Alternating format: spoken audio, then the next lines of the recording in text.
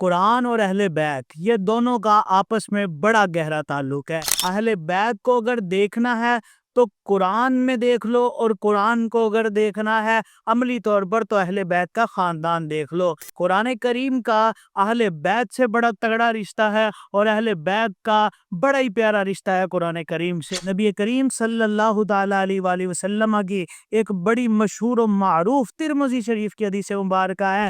نبی کریم صلی اللہ تعالی علیہ وسلم نے ارشاد فرمایا، میں تم میں دو چیزوں کو چھوڑ کر جا رہا ہوں۔ سب سے پہلی کیا؟ فرمایا قرآن ہے ایک چیز جو تم میں چھوڑ کر جا رہا ہوں، جسے تھام کر رکھو گے کبھی بھی گمراہ نہیں ہوگے، سیدھی راہ پر رہو گے۔ اور فرمایا دوسری چیز جو تم میں چھوڑ کر جا رہا ہوں وہ میرے اہل بیت ہیں جن کو تم میں چھوڑ کر جا رہا ہوں۔ قرآن اور اہل بیت کی عظمت کو نبی کریم صلی اللہ تعالی علیہ وسلم نے بڑے پیارے انداز میں دو جملوں میں ارشاد فرمایا، اور اس کی حقیقت کیا ہے اگر ہم اس حدیث کو غور کریں، اس حدیث کی تہ میں غوطہ زن ہو تو ہمیں پتہ لگتا ہے کہ قرآن اور اہل بیت کا تعلق اتنا مضبوط ہے اور اتنا گہرا ہے کہ قرآن اہل بیت کو ساری ہدایت دینے والا ہے، اور اہل بیت قرآن سے ساری راہ لینے والے ہیں۔ قرآن کے جتنے بھی احکامات ہیں یہ ساری کی ساری تھیوری ہے۔ آپ دیکھتے ہیں دنیا میں ایک تھیوری ہوتی ہے اور اس کا پریکٹیکل ہوتا ہے۔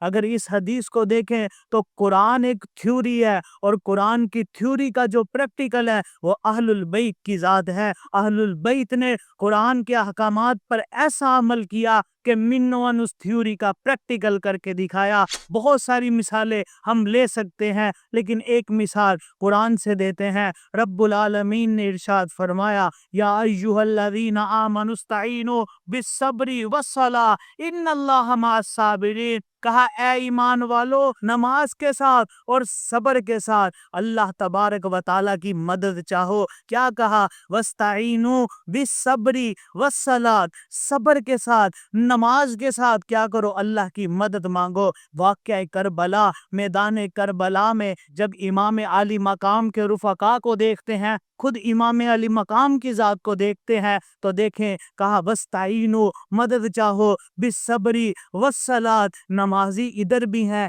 امام علی مقام بھی نمازیں پڑھا رہے ہیں، اہل البیت بھی نمازیں پڑھ رہے ہیں۔ نماز پڑھنے والے وہ نام نہاد یزیدی جو خود کو مسلمان کہتے ہیں وہ بھی نمازیں پڑھ رہے ہیں، ادھر بھی نماز ہے ادھر بھی نماز ہے، لیکن کیا کہا؟ واستعینوا بالصبر والصلاۃ، نماز بھی پڑھو صبر بھی کرو۔ نماز ادھر بھی ہے نماز ادھر بھی ہے، لیکن صبر حسین کے پاس ہے۔ اور اللہ نے کیا کہا؟ واستعینوا بالصبر والصلاۃ اور ان اللہ مع الصابرین۔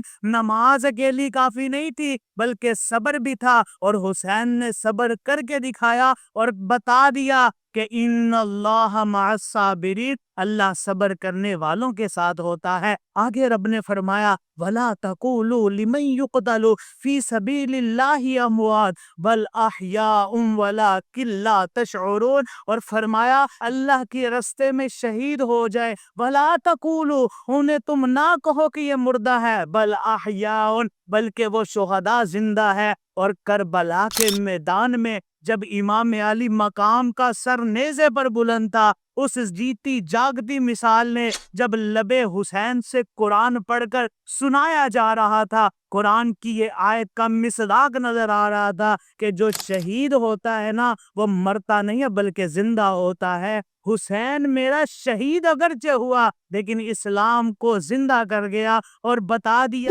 شہید مر نہیں سکتا، حسین زندہ ہے، نبی کی آل کا ٹکڑا حسین زندہ ہے، اور یزید دفن ہے تابوت ظلم میں، اب بھی وفا کے باغ میں میرا حسین زندہ ہے۔ اہل بیت کا تعلق قرآن سے ہے، قرآن کا تعلق اہل بیت سے ہے، اور جو ان دونوں کو تھام لیتا ہے خدا کی قسم وہ دنیا میں بھی کامیاب ہو جاتا ہے، آخرت میں بھی اس کا بیڑا پار ہو جاتا ہے۔ اللہ کریم ہمیں اہل بیت کی سچی محبت اور قرآن کا عشق عطا فرمائے، اور مرتے دم تک حسینی فکر پر زندہ رہ کر حسینی اخلاق کو اپنانے، حسینی کردار کو اپنانے کی توفیق عطا فرمائے۔ آمین بجاہ النبی الکریم صلی اللہ تعالی علیہ وآلہ وسلم۔